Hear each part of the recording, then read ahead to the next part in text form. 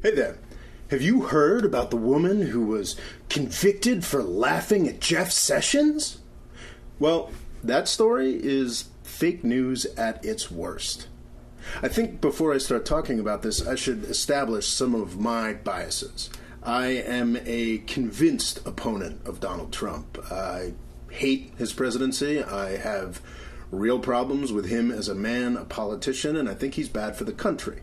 I've got like 30 videos on that topic. Jeff Sessions in particular, I think, is the worst of his many bad cabinet appointments. So I don't like these guys. I am not a Trump supporter, but looking at this particular incident, I can say with great confidence that this is fake news, and it's the sort of thing that we should avoid.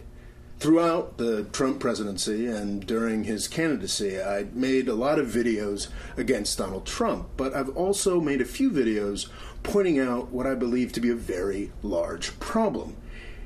I want to oppose Donald Trump, and a lot of people in our media want to oppose Donald Trump. And when that involves surfacing facts, finding scandals, reporting on the bad things he does, the crazy things he does, I'm obviously completely in support of that. I'm tremendously reliant on this reporting. But I also think that the media should hold itself to a higher standard. If they want to be believed when they put out stuff about the legitimate, very real problems, scandals, and corruptions of the Trump administration, they have to be honest about what they report. They can't create a controversy where none really exists. I have noticed this news story over the past couple days, and I was going to let it slide, but it's already morphed into something that people are treating as important and significant when it is really, really not. Today I read an article by Dan Dresner, someone I follow rigorously. He's someone who's perhaps not reporting, but his opinion journalism, I respect his opinion journalism deeply, and I enjoy it. I find it very useful. He wrote an article today talking about whether or not the Trump administration is transitioning into an authoritarian regime or a different form of government.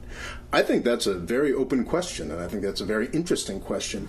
But one of the points that he used to support this was the fact that a woman had been convicted for laughing at Jeff Sessions. Now, this claim, and I think this is the way that a lot of people are treating this, doesn't really deal with the facts of the case. The facts are this. A woman, a Code Pink protester, during a confirmation session for Jeff Sessions, the acting Attorney General of the United States, caused a disturbance. She laughed, she protested, she resisted being removed from the meeting, and she shouted on her way out and struggled with police officers.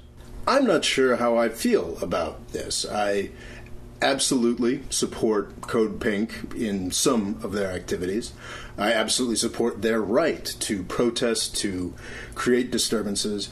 I think I'm probably in support of the rules, of the laws that this protester has been convicted of violating. I think that the country has an interest in our deliberative bodies being able to do their job. I think that congressional hearings should not be disrupted. I think the public should be there, and I think the public should be there to witness it, but not necessarily insert themselves into the proceedings. Civil disobedience, the breaking of laws to make a point, is an honored tradition in our country. And while I believe it is appropriate, just, and sometimes necessary for people to break laws like this, laws against disrupting Congress, laws against protesting in certain places, and I think they're even heroic for doing so sometimes.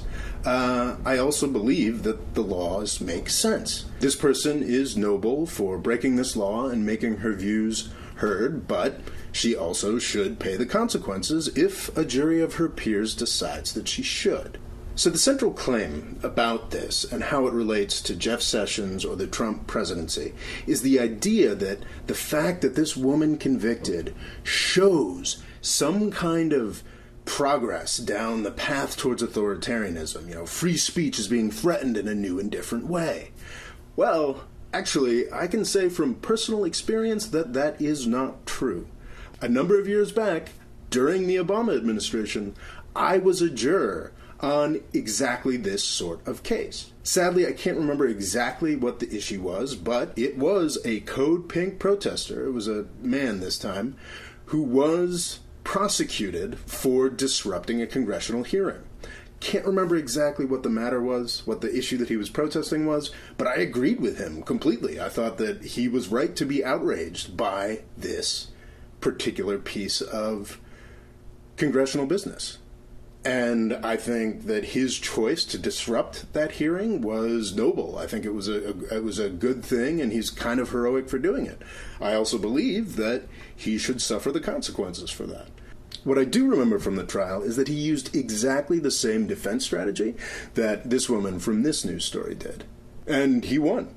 I and I think one other juror didn't really like the idea of declaring him not guilty, but it seemed like most people in the jury room wanted to go with him and decide it politically and agree with him that what he was protesting was a bad thing. And I wasn't so much in support of that, but I eventually gave up and we declared him not guilty. The man's defense was that when he heard the particular passage of congressional testimony, he was overcome by feelings of betrayal and anger, and he had no choice. He involuntarily made a disturbance and had to be taken out, so he couldn't possibly be held responsible for this. This wasn't what he intended.